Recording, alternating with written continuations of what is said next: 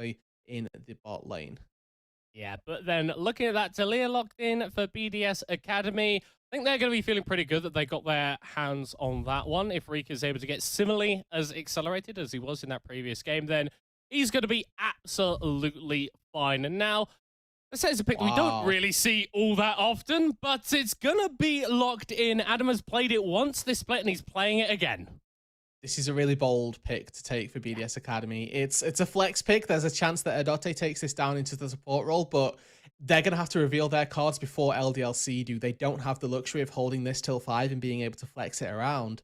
LDLC, they've taken their jungle, and now they know that this is going to be a set going into the Gwen, but there's a chance, obviously, that if they get a favorable support matchup, they can take it there as well. I completely missed the Gwen, honestly, so this is nowhere near as brazen as I thought it was from the BDS Academy top side. But what this is some very powerful skirmishing once again through that level 6 mark. As soon as that set hits that mark, it's going to be all hands on deck for the BDS Academy top side. To touch on quickly, the Vi Talia synergy. Any champion that has hard CC that is point and click synergizes very well with the Talia, because trying to hit those seismic shoves isn't as easy. You have things like the Vi, like the Pantheon in times gone by. Very simple to set up and allows for a lot of damage.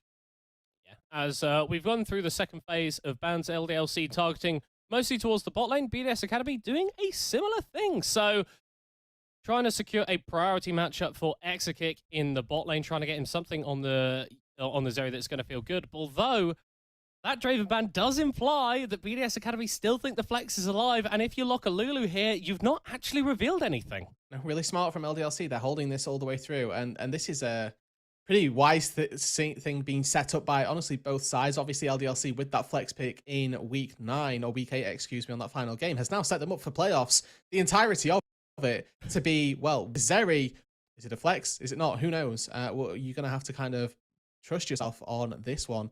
BDS now though need to lock in a bot lane. They're going to go for something a little bit more stock standard. Ezreal Karma still open as the common pairing to go with this bot lane, and a little bit of a detraction from what we've seen in recent times, but no surprises still to be safe while your top side looks so very powerful. It's, again, it's something very safe for Cranny. It's something scaling. The Ezreal, technically a little bit safer than the Zeri, and when you've got a Yuumi on top of you as well, it is very, very difficult to actually kill this bot lane. I think that Yuumi, again, like I say, champion that is completely obscene right now. In 12-13, still a very, very powerful pick. Despite repeated nerfs that have come through, it's the Exakick, or the Exakick Sivir, the Ica Zeri into the mid lane. And I like this style from LDLC a little bit more. I'm still concerned at the amount of roaring gate that they've taken with the Jarvan, with the Gwen, and into a Talia specifically. One of her strengths, as we mentioned, is going back, kiting away from their enemies with the Unraveled Earth. They've got 2-3 champions that can dash through that and get stunned. And BDS Academy, they've got really good setup to disengage with the lost chapter, or with the final chapter from Yuumi. Ezreal as well, a very good kiting champ. Set and Vi, not quite so much, but you also want that element of engage if you want to be taking the fight to your enemies. In that last game, we did see sort of both from BDS Academy. Saw the kiting back in the early stages when they didn't feel ready to fight, but when they did feel ready to fight, they were sort of going all out. And their draft really reflects that sort of dual identity here. Welcome back to Summoner's Rift, as the Spring champions taking on the second place team from Spring in this Juggernaut match here in Summer. BDS Academy able to claim victory in game 1, but LDLC with a late game composition will be looking to even up the series. Rudu, we saw explosive action in the early game last time around. Are we going to see something similar? No middle court, we're not. I'm going to be not necessarily firm about this, but I would expect these two teams to try and play a little bit more passive through the early stages of the game. We've got a side for LDLC that scale very well into the late game. They will be quite happy to take things at a snail's pace if necessary. They do have Yike on this Jarvan jungle to facilitate early plays if we see any particularly egregious positioning by BDS Academy. But we've also got a BDS Academy side that don't really function until they reach level 6. They've got Vi set as a top side duo, which not necessarily the worst in the world, but obviously would like to hit that level 6 marker for that hard hitting CC, and obviously all the damage that follows up from that. Then Rika, of course, we touched on the Talia, doesn't really hit a full spike until that level 9 mark, or potentially having lost chapter plus tier in the inventory looks pretty good as well. So a little bit of time needed for these guys to get going in the early stages. Yeah. Shio starting on the bottom side of the map. Yike doing a similar thing, but going leashless. So X-Kick and Dosh should be able to secure a bit more of the priority in terms of the early lane. And I want to touch on the set a little bit, because it's not a pick that we do see all that often. What are the sort of reasons for that? And why do you think BDS Academy have gone for it in this game? Well, first of all, this is a very comfortable pick for Adam, just as a whole. A champion that he's played a few times, not just in the LFL, but in the LEC more notably. Was quite happy to take this a few times. But just as a whole, set bullies early melee matchups, and Gwen, one of the champions that tends to be fairly good at doing that. The one sort of answer, most notably, is this set, because you can walk up and take these all-in trades where you can just fire auto attacks down and not really get outdone by it. So with Adam controlling the early lane, it puts Ragnar a little bit behind, and like we saw from the Olaf in game number 1, they're going to be looking to leverage this into very real team fight capabilities later on. A champion that, yes, gated a little bit by their movement, but once again, opting for this Conqueror, quite likely that we see something along the lines of a Goldring, potential Stride Breaker 2, people in range. You can just see, this is a full trade from a set that just isn't matchable. It turns out punching people in the face does a lot of damage. And Adam, pretty good at punching people in the face. Ragnar didn't really get into the last game. You have to feel on the Gwen. BDS Academy just ended before she became relevant, so we'll have to see if LDLC can buy a little bit more space, buy a little bit more time for Ragnar, crucially, so he can get towards that level 16 mark, get towards 3 items, and become a menace on the ground. Looking at our junglers, obviously both of them we knew pathing up towards this top side. Yike has completed his full clear fairly quickly, just now taking away those final few Krugs. Where Shio actually going to be skipping out on the Krug, on the Gromp, excuse me, to try and take this crab. May well be actually taking the skip on the blue buff too. So making a pretty big decision here to slow the pace of his jungle clear down. Yike going to get that first reset, probably come back with 2 long swords, and then be in a good spot to try and make a play out on the map. So keep your eyes on Yike for where he heads. His bot lane have just spaced, so likelihood is he's going to head back up to that top side and try and make a play happen over there. Yeah, in terms of like setup CC, you don't have an amazing amount for the Jarvan, but in most ganks he should be providing a lot of that CC himself, and it's on the likes of Agna, on the likes of Ica to be bringing a bit more of the damage to those plays. With this wave slowly pushing away for Ragnar there, may need the help of Yike to get this one shoved under the tower, otherwise Adam could freeze for eternity here. This is sort of, well, this is really good for Yike. He just doesn't have to gank here. Please just show and, help push this wave in. If Adam gets a little too aggressive, you certainly can have a fairly decent time of things and maybe make a bit of a gank happen. They may look for a dive, though, here at middle court. Adam has taken a fair chunk of HP. Haymaker down for a little while, and they could have a window now to go for this. Yeah, it's always a risky business diving a set, though. The health regen on low is very impressive. Double knockback as Adam flashes away. Ragnar chases him with the snip and hits him down. Yeah, no Haymaker. All the big cooldown, really, that you're looking for from the set. If his W's up, he gets a big shield. He's able to do a bunch of true damage back.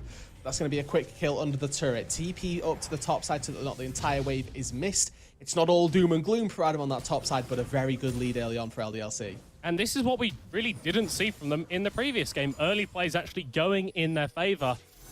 And with that small gold lead on the Gwen, I imagine that Ragnar is going to be a little bit more relevant in this game. Hopefully a little bit more relevant, as there are a few other lanes on the map, and we'll have to see if Yike is able to get a similar bit of early action going down to accelerate Ica or Execute. And interestingly here, Yike, I think has opted into Futures Market. I'm 90% sure that you can't get Coalfields off of a full jungle clear on your first base. So opted into this to get even more skirmish power for that exact play, it feels like. Managing to come away with a really strong item purchase off of his first back, and then leverages it into a top gank, which is going to help Ragnar for the remainder of this laning phase. Which is, for Adam, really being indexed into. Going in as double Doran's plays is not something that we tend to see all that frequently, because, like we say, game a lot more about trying to scale into the mid game, into the late game, getting your mythic item as fast as possible. But Adam bypassing that a little bit here, taking a little pit stop to make sure that his laning phase is as strong as possible. Yeah, but if you aren't able to get advantages through that laning phase, you have wasted a lot of gold. The Doran's items only sell for 40% of their value. Normal items sell for 70%. So you're really going to be missing out on gold unless this buy is resulting in a significant CS lead in kills and objectives potentially as well. And there's a world where this does work well. Ragnar, last game, opted into plated steel caps and the ruby crystal as the first purchase on the Gwen. This time has opted into the leeching Lear, still with that Doran's shield, so he's feeling fairly comfortable with a little bit of the sustainability that comes from that. But he's nowhere near as tanky as he would have been. He does, however, have a lot more damage. Oh, Ragnar has already used the needleworkers. 3 members of LDLC are here to try and take down Adam as Ica going low on the opposite side of the play. Adam still staying alive with the ultimate, though. The showstopper is Yike is forced to flash back. Solo on the set. No haymaker available. Ragnar takes the kill. Flash away from Yike there, stops the 1v2 going into Adam's favor. Really good utilization of that cooldown to make sure that he's not giving something over. But Ica, rare misstep, hops into the middle of 2 people, and Rika and Shio are kind of happy to take this marksman and slam her down into the grave. Really good 1-for-1 overall, and gold going into both pockets right now. The Gwen, the scary one for LDLC, and that's something that you never want to hear if you are BDS Academy. Yeah, and that early game purchase for Adam, not the best fight to show it off, but I digress. LDLC have built themselves a 1,000 gold advantage off of a much better early game than in the last matchup in this game. But we'll have to see if BDS Academy can make some plays around the map, use some of the aggression that we've known them for in the second half of the split to claw back some of that advantage. And this time the roles have been reversed. This time it's BDS Academy who have the onus of needing to go for the early proactive plays. They need to be the ones that step up and try and force the lead, because we've already touched on this. Gwen, Sivers, and Zeri in the late game, all simply pound for pound better than all of the pieces that we've seen from BDS Academy in their respective roles. The fact that LDLC now have this lead in the early stages is a very good sign for them, and it is largely coming off the back of Yike making these plays and being at the right place at the right time to stop any misfortunes befalling the top side. And Yike is such a cool player to highlight, because a lot of the players in this match have been around the ERL system for a while. They've done their stints in mage regions. A few of them appearing in the likes of LCS, LEC. Ragnar has obviously spent a few splits in the TCL. Yike is really one of those players that has sort of come up this year from the sort of lower ERLs, playing a lot in the Nordic scene and obviously playing on Opon as well. Now on LDLC, looking like one of the best junglers in Europe, honestly. Agreed. Definitely felt like the best jungler through the regular season for me was far and away just on a different level of thinking for the regular season. Got humbled a little bit in game number 1, but seems to be going back to those early season ways of just having complete control over the jungle, dominion really in his favor. Now taking this dragon, traded for the Herald on the top side, as again this is a index from LDLC into potential late game power, where Shio is hoping to be able to amount an early lead with his Herald. This is very much LDLC going, all right, we're strong now. We're going to be a hell of a lot stronger later. We don't think that any advantages that you can net from this Herald are going to overcome the late game stacking power that the Dragons brings. Obviously, BDS Academy are going to want to prove them wrong on that accord, but the aggressive plays that we've seen from them so far this game haven't really worked out. Not quite, and it like you say, it is on BDS Academy. They're the ones that have to prove LDLC wrong, and if Yike is always at the right place at the right time, that is going to be very, very difficult for them to get away with. For now, though, we are just seeing this slight lull state, honestly. The trade of objective has come through. We've not got anything particularly to battle for, so it is just going to be around smart pathing, smart itemization, and movements across the rift to set up for these net advantages. There's no big lead in either lane that would warrant either of the sides to enable a lane swap to initiate that, the Australia lanes as we tend to call them. So for the most part, I expect this to just be a fairly long, fairly extended laning phase where junglers may well just return to going for these full clears top to bottom. Already we've got Ragnar picking up the Riftmaker completed in his back pocket. We've also got this bot lane where 2 Enchanter supports don't facilitate roams all that frequently. Got Erdote on this Yuumi, obviously stuck pincered really to Crowny for this laning phase. Never really want to be taking too many roams off of them if you can get away with it. And I think that the spot lane is a good place to touch on, because we haven't really seen too much from it, not expecting to have either. But worth mentioning that Exakick does have this slight CS advantage in the bot lane, making the most of that Sivir to constantly get pushed, constantly be able to maneuver himself if needed. We've already seen that first Drake be the first point that was useful to them. Nicely just ahead. Kraken Slayer now picked up versus the components of a Manamune. Yeah, Manamune, Eclipse, there's a whole bunch of stuff that Crowny could be building that Caulfield's into. We'll have to see where he does opt towards. Ica It's not an Eclipse middle card. It's not an Eclipse, yeah, because it doesn't build into the Eclipse. But the Caulfield's Wheelhammer is a very versatile item. It can do many things. Nope. No, it is. I will place my house, I don't own a house, on this being a man immune. Well, I mean, it's probably a mana moon, okay? Yeah, it is.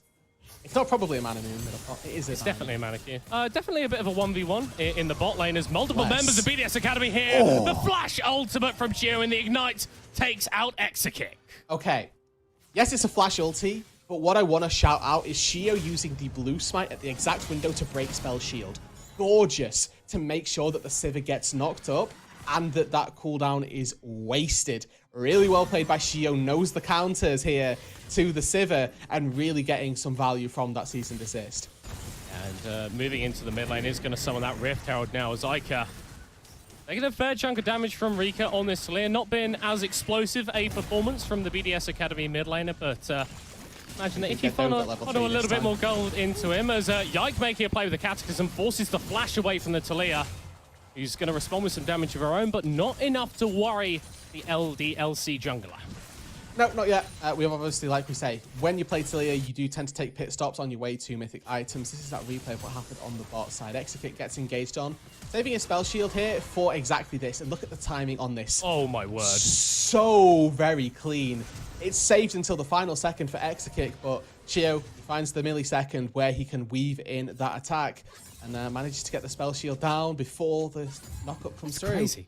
Yeah, it is. It's genuinely a crazy mechanical play because it's not like Exakick has passively got the spell shield on him. He's going to be trying to hold that for as long as he can so that he makes sure it's only the ult that he's going to be spell shielding. But Chio managing to flip that smite in there at the very end was very, very impressive stuff. And now BDS Academy, they've tied up this game in terms of kills and the gold lead basically non-existence for LDLC right now. This has been great from BDS Academy coming back into this game now on parity. And remember, to illustrate what this means for the game, BDS Academy need to do more. Parity is not good the later this game goes. They need to have a lead. They want to be ahead of the curve before LDLC reach their 3-4 item power spikes, because that's when we're expecting them to really start to come online. And the scary thing about the Zeri, about the Gwen in particular, is those big item spikes tend to happen around 2 items. Gwen with the Riftmaker, very scary. As soon as Ica finishes this Ludens, again, very scary. The damage only really goes up from there. But BDS Academy still not managed to make so many proactive moves. Brownie's gonna die. Oh no, knocked into the air. Arcane shifts away. Flashes back over the wall as Yike is going to follow him, but may have locked himself in a tricky situation as 3 members of BDS Academy can beat him up. DOS shielding the Jarvan, who somehow is still alive, gets followed by Shio all the way into the back line as Exakick is on the wrong side of the rift, trying to cut away as much as he can as Ica claims the kill onto Rika, and the AD carry for LDLC gets another one. It was a little bit dicey, but LDLC come out on top. 2 for 1. Crowny, the one who actually got engaged on, is the one that lives from BDS Academy, strangely enough. Teleport from Ragnar there. A bit of a difference maker, allowing for LDLC to have this all-out engagement. It meant that BDS Academy had to back away, and the 2 members that fall, unfortunately, didn't quite catch the memo. But gold going into the Sivir, gold going into the Zeri. Once again, have to illustrate how scary this is for BDS Academy. All of these slight plays that are minute wins for LDLC are setting BDS Academy back so very far. And it's a similar situation to game 1, Rude Dude. BDS Academy, they had their top, their mid, their AD carry, all with leads, and were able to take those advantages and push them through a load of mid-game teamfights to pick up the W. LDLC find themselves in a very, very similar situation. I'm going to hop onto this Dragon, though. BDS Academy utilizing the back timer of DOS to try and get this down. Of course, this is 12-13, not 12-14, so these Drakes very easily soloable for your jungler. Shio does get a little bit of assistance from Crowny over the wall and is in there and out within enough time before Ica and Yike can get there to stop the Drake from being taken. A good stall, honestly, by BDS Academy. Yeah. We saw the power of an early game soul in game number 1, and them getting that here is actually very, very crucial. But now BDS Academy, they're going to get collapsed on. It's Crowny the target, and 3v1 for a small amount of time. He does still have the arcane shift available. He's finally going to use it, but Yike is going to take him out. No, Exakick actually claiming the kill. As here comes Shio, here comes Odoti, but they're getting jumped on as well. The chase down potential from LDLC is relentless. Escape found underneath the tier 2 tower. But that tier 1 is not long for the world. Teleport by Ica as well. So commitment of resources by the LDLC squad. Ooh. Oh!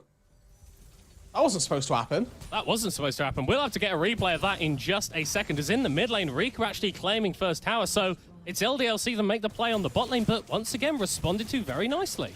Nice cross maps by BDS this time round. They're able to take mid lane tier 1 turret off the back of Ica teleporting away.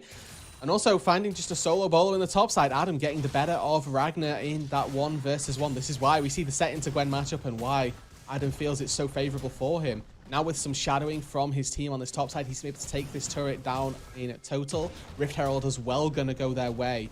And whilst the kill and the turret in the bot lane may have gone the way of LDLC, the long order trade of all of these dominoes that have fallen led BDS Academy to neutralize that gold lead. And with that Herald in the back pocket as well, likelihood is they'll be able to open up their own one. Yeah, it's been really great stuff to see from a team that was a little bit lower down as this is the 1v1. Oh, I mean, Adam just has more stats, I guess.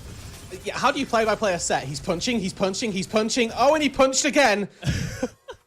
Adam wins. Get a few mooders in there or something. I don't know. You know what? You know what they say. Rock does beat scissors. But he's not the Rock. No, but what do you do with your fist? Oh, it's like a. Yo, man, that is next. Holy moly! You see, it's a bit of a thinker. It's a bit of a thinker. That is a bit of a thinker. League of Legends matchups are a little bit more complicated than I thought, I guess. But as it stands, is BDS Academy have been able to pull themselves back into the game, and once again, Rika trying to make plays with the Weaver's Wall. Flash is being burnt from LDLC to get away. Yep. It is DOS who loses their Flash in the support role. Not necessarily the most impactful one, means that your saves and your disengages aren't as easy to come by, but now LDLC overloading into this mid lane. Ezreal attempting to wave clear here, and believe it or not, True Shot Barrage hits every single minion, and that wave has dissipated. LDLC now going to try and make the most of this. There's a big wave in the bot side that they may try and catch and use, but looks like Adam is there to respond. Momentum just slightly now in favor of BDS Academy. They've got push in that top side, and with that Herald still in the back pocket of Shio, question marks as to where that's going to get placed down arise. Yeah, but then you look at the other side, and the item completions are here for LDLC. 2 items onto Ica, 2 items for Execute. You really want 3 on the Civet for her to start popping off, but absolutely can do things if given enough time on just 2, and still in an even game state here, Rude Dude. And the interesting thing for me is how decisive BDS Academy were in that game 1, how they had this lead, and around about this time, actually, they started finding a load of team fights. They pushed that lead forward. They were able to blow up the Nexus nearly 10 minutes later. In this game state, it doesn't feel like either team is really in a position where they can make plays like that. Not quite. And this is a time where Ragnar's going to have to force a disengage. It's a time where BDS Academy are starting to come to the end of their powerful nature of the composition. Once we see those big items hit, Ragnar, who's finished either the Shadow Flame or the Shravadon's Death, and Infinity Edge comes online, that's when we start to give the favorable fights over to LDLC. That's that window where we think where we think LDLC are going to be stronger and have these team fights in their favor. But we do have Van Sunder finished for the Vi. Gore Drinker as well picked up for Adam. Tends to be one of the strongest points for the Bruisers in the top side of the Rift for BDS Academy. So onus is still on them to try and make these plays. I think that this Drake in 40 seconds is going to be very telling as to how the remainder of this game is going to go, because LDLC, like you say, similar to BDS in game number 1, are not bound by going for this Drake. They know they have the better team comp later on, but they may still feel confident enough with a couple of these items being hit to try and take a fight. Well, and the thing is as well, because both teams have actually taken a Drake, this second Drake, or would-be second Drake, or whoever picks it up, doesn't offer you massive amounts of immediate power. The Hex Tech is probably one of those Drakes that you don't mind actually getting on top of you because the stats are just generally applicable, but it's not something to completely throw a team fight over because the gold is a little bit more valuable at this stage of the game. As it stands, LDLC have got the position in the river, but BDS Academy are starting to move over. They've got good control from mid as well, so mid push is going the way of BDS Academy, and because X-Kick has to tend to that wave, it means that they get started up. Wall splits off LDLC here. Well, there's a big hit from the Ultra Shock Laser as Yike going over the wall. Not going in just yet. LDLC do want to pull the trigger on this play, but their jungler gets exploded! Oh my word, yikes, where did he go as Ragnar can't connect with the Needleworkers? Rika pulls him back towards the team. Maybe a mistake there from the BDS Academy mid laner. LDLC feel the need to go even further forward. The flash from Execute because he wants to hit with the crits. Can't do it on the Sivir, though. Once again, BDS Academy disengage a fight beautifully. And again, getting a dragon, getting away without losing anyone. This time they even take down Yike, and the power of mid lane priority was exemplified right there. If Exa kicks with the team when that engagement comes through, I feel that could have potentially been a wipe, and BDS Academy really in a worse spot now. There's a team behind. Yeah, polymorph onto Adam as he still gets the base pressure. He still completely explodes Exa kick as Ragnar in the middle of everybody dashes out just in time as Rika slays down Dos. Ica has nowhere to go. Ragnar has nowhere to go, and LDLC being pincered in BDS's jungle. Well, it looks like they're going to lose out on Crownie in the mid lane, unless Adam can save him, actually. Oh, no way. What? Ragnar! Dashes away. The chase potential coming through from Shio. Surely he kills the Gwen. Oh, my word.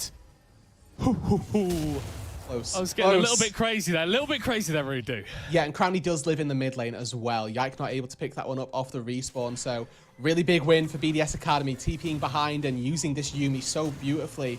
Adote is just able to sustain up all the crucial members just enough to get them into another fight position. An overextension, LDLC on the map, and BDS Academy starting to turn this game into their favourite. It's been very close, very tight for the first 20 minutes, but once again, around this 20-minute marker is when they're starting to come online. And it just feels like BDSA have got better hands than LDLC at the moment, which is not a sentence that I expected to say. We know that BDS are a team that I think play with their hands a little bit more than their heads sometimes, but it's working so far. Credit to them. If that's the route that takes you to a victory, nobody's going to care if you 3-0 this by beating LDLC in a hands check. The ends justify the means, and you're getting that win is the most important factor. Now we're at this 23-minute marker. Once again, a reminder, Talia does Baron very quickly. The Ezreal no slouch either with these two items in his back pocket. BDS Academy get a small window. They can quite easily head toward this Baron. Now, of course, the poke coming through from LDLC is going to be nothing to scoff at either. Ica with this big AP build is going to be very scary throwing those lasers across the wall. They just go for a fight. That doesn't matter. On the hunt used by Exakix. He's jumped onto by Shio, and the Sivir is just dead. There is no counterplay when BDS can pull the trigger like that. Yeah, and you've only got one spell shield, unfortunately, for the Sivir. There's far too many cooldowns to try and get away from. Seismic Shove, you've got Cease and Desist. There's all too much final chapters as well raining down on you, and Yuumi into Sivir is a very good matchup for the Yuumi. You can spell shield merely one of the 7 or 8 waves that Yuumi sends at you, so not a good matchup in that instance. So very easy to break that spell shield, and you still get rooted after the 3rd one that does successfully land. BDS Academy makes a successful play for the AD carry of LDLC, but that is all. But the thing about AD carry is that even when Exakix gets the Infinity Edge, that's not going to stop BDS Academy from being able to do that. And LDLC need this Sivir as a late-game AD damage threat. And if she's being exploded like that every team fight, BDS, they might be looking at the enemy Nexus very, very shortly. That's not out of the realms of possibility, Middlecott. You are quite right. Now, the saving grace, I suppose, for LDLC is actually that they took the early dragon. And it's weird that the game state has led us to think that this is now a saving grace for LDLC, because we were expecting them to be the ones trying to stack up these Drakes and trying to put themselves onto Soul Point fairly early on to have that late-game Exodia, really, on the Soul, plus the really strong teamfight comp. But at present, BDS Academy are working their way towards that Hextech Soul quite nicely, 50 seconds on the respawn of what would be Soul Point for them. And Hextech Soul, I think, if anything, is the greatest thing outside of, obviously, the Elder at offsetting any compositional disadvantages you're going to run into. Yeah, those bonus stats, we've already touched on them. They're exceptional. Attack speed and ability haste. No one's going to be complaining of that, and they are absolutely brilliant on champions like the Ezreal, like the Talia, who want to be throwing out as many of those spells as possible. And with 20 seconds to go until that Drake spawns, and no member of LDLC in this bot side jungle, it looks like they're going to give it up. And they've just hit that big item, actually. I was really looking for Exakix Infinity Edge to be that time when LDLC looked to make a proactive play. This would be one that I was down for, honestly. Instead of contesting for the Drake, you opt into trying to take the Baron. This is a good cross map that you can go for. Crownie uses the ulti to try and scout it out. They weren't on it, but he still got Scryers. That's going to go down. Now they know. Now BDS Academy are aware that there was an attempt by LDLC. They peel off of it immediately. They're searching for a fight in the mid lane that doesn't come. Soul Point goes to BDS Academy, and there is no recourse at all. And I'm just surprised by this, to be honest, Rude. Not the fact that BDS Academy are winning, but the fashion that they've done it. They seem to have blended that aggression, that hands checking with smart ideas about macro. Hey, we can one-man, two-man this Drake, make sure that LDLC aren't able to start up the Baron, aren't able to get that as a potential comeback condition into this game, and it's BDS Academy who are retaining full control. I'm confused again. I was looking at LDLC. They had this really strong early game, and I think I was looking at least a bit of deja vu, just with different teams. The nameplates really swapped over, but BDS Academy showing that they've got the control, they've got the power to not only draw out their own leads, but now they could be looking for a fight again. Oh, Weaver's wall from Rika to try and cut them off. As over the wall goes the Vi. Shio on a killing spree, and DOS going to be dead fairly soon as well. A double kill for the Vi. Brutal stuff from BDS Academy as Yak is going to attempt to make his escape, but that's the wrong jungle, buddy. This is going to be a long road, actually, and this could be a good stall. Jarvan very good at stopping champions, and, well, he's already been caught on top of. Second Q. It could come out. No. That's Baron. Not going to happen. And that is Baron. 3 dead on LDLC. No smite available for the reigning champions. And BDS Academy feel free to start this one up. Now, they do lose their mid-tier 1 turret, and with Gwen plus Zeri still alive, there's a world where there's a contest to come through. Ultra Shock Laser may try to steal. Ragnar has got needlework. Starts to fire it over the wall, but Crownie jumping over to match up against the Gwen. Ezreal and Gwen on the same level. If that doesn't spell the situation that LDLC are in right now, I don't know what does. But Shio, they've gone too far forward. Ica forced to dance over the wall. And once again, BDS Academy get out with a neutral objective. Okay, I'm glad. Good restraint shown there by BDS Academy. They had the look in their eyes of thinking, oh, I'm feeling a big overextension here, but they stay in their lane and take the Baron. Going to be quite happy with that one. And now, like I say, this is so nicely set up for BDS Academy. Once again, if we look at those objective timers, Baron is live for another 2 minutes 30. No. The Drake spawns, and here they go again. Oh no, Exakick just isn't allowed to have fun at this game. Spell Shield's the ultimate, but it doesn't matter. A killing spree for Rika. This Civet has been bullied the entire length of this game, and with 40 seconds of a 5v4, what can BDS Academy get? Icon of flank there gets spotted out. Good control ward by Crownie. There should just be a lot of gold going over. They can potentially even break open the base as Dotte taken low. Not able to go down though. Yuumi, pretty good at staying alive. Yeah, Ica also pretty good at staying alive when they've got a Lulu at their back and can dash over the wall like that. As that's a little bit too far forward there, Ica. Flash going to be burned defensively from the LDLC mid laner, with DOS tanking that Mystic shot as well. BDS can move open to take this inner tower, and they may push for an inhib as well. No surprises if they do. Exakick still down, wave play missing. They don't even need the Baron debuff here. They're able to take that turret without too many minions, and inhibitor falls in the mid lane. They've still got a minute and a half left on this Baron buff as well. Would love to see them extend and keep themselves using the Baron buff to the greatest measure. That's a hell of a lot of damage onto Crownie though. The Ultra Shock lasers starting to hurt something fierce. A Void Star for Icarus once again. Ezreal just taking 70% of his HP. Yeah, that's back to base. Teleport is available if BDS want to continue the play. Only a minute left on the Baron, but this inhib tower could be falling low very, very soon. Yeah, they may just walk up and try and... Okay. Oh, well, okay. I didn't think Crownie would do quite that much damage, but the inhibitor surely going to follow right after this.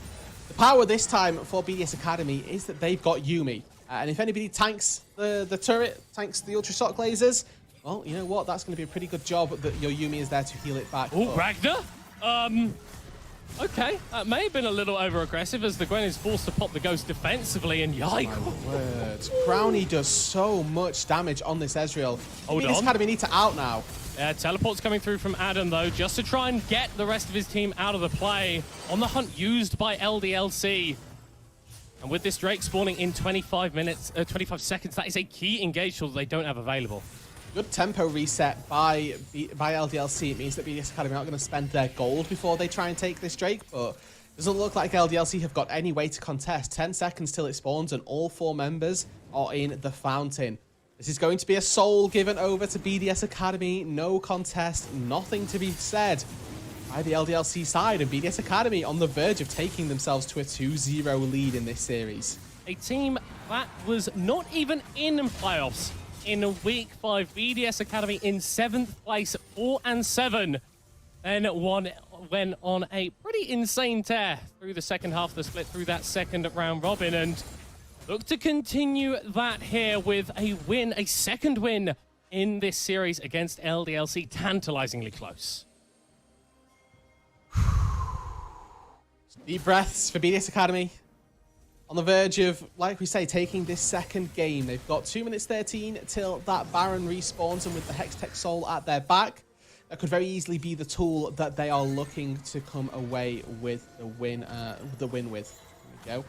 Top side is the only place that they really need to focus right now, and it lines up so nicely for the objectives. They took the bot side of the map, and it means that they're going to have control in that bot lane with the super minions. They can use all 5 members on this top side to secure vision of the top side jungle and take down this turret, probably without having to need Baron, but it'd be too far.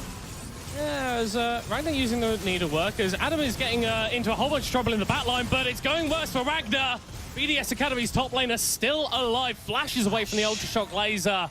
1 for 0, and BDSA continue the push. They can just play time here. Look at the mid lane, look at the bot lane, but they're going to go forward. Weaver's Wall once again from Rika, and it sets up the play for BDS Academy. Execute trying to cut away as much as he can, as it is able to put Shio in that Guardian Angel, but the rest of the team is falling around him. Yike, with the relative safety of that fountain, gets pulled back and punched in the head by Adam, who is on a killing spree. BDS Academy put themselves to match point against LDLC. Well, who saw this coming? Middlecut 2-0 to the BDS Academy side. Nobody had this being a clean sweep. This is the return, the resurgence of BDS Academy. It's so right that you mentioned week number 5, they were not even in playoffs contention. Have since gone on now a 10-game winning streak, and I don't quite know where this is going to end. They were resurging at the sort of back end of since the back end of week 5. And the question was, surely it's LDLC that can put them down a peg. Well, so far this series, that has not proven to be the case. They are down 0-2, and LDLC really, really need to step it up. And we said after game 1, do you know what, LDLC, you messed up a few plays in the early game, and BDS Academy took those and made it work. Forget about that game, come into game 2 with a fresh mindset, with a new draft, with a new game plan. This early game went a hell of a lot better for them. They were the ones who were making some plays, picking up some kills,